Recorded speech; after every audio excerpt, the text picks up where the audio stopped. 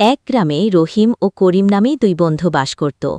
রহিম ছিল খুবই ধার্মিক এবং প্রতিদিন ৫ ওয়াক্ত নামাজ আদায় করত। সে বিশ্বাস করত নামাজ বেহেশতের চাবি। অন্যদিকে করিম ছিল নামাজে উদাসীন। রহিম তাকে অনেকবার নামাজের গুরুত্ব বোঝালেও করিম তা শুনত না। রহিম বলত, বন্ধু, নামাজ না পড়লে দুনিয়া ও আখিরাতে কঠিন শাস্তির সম্মুখীন হতে হবে।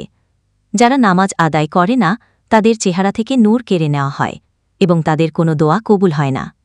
পরকালে তাদের জাহান্নামের সাকার নামক স্থানে নিক্ষেপ করা হবে। পবিত্র কোরআনে বলা হয়েছে, জাহান্নামীদের জিজ্ঞাসা করা হবে, কোন জিনিস তোমাদের সাকারে নিক্ষেপ করেছে? তারা বলবে, আমরা সালাত আদায়কারীদের অন্তর্ভুক্ত ছিলাম না। করিম এসব কথা হেসে উড়িয়ে দিত। একদিন হঠাৎ করেই দুজন মারা গেল। ফেরেশতারা রহিমকে জান্নাতের দিকে নিয়ে গেল, কারণ তার নামাজের আমল ছিল। অন্যদিকে করিমকে কঠিন শাস্তির জন্য জাহান্নামের দিকে নিয়ে যাওয়া হল।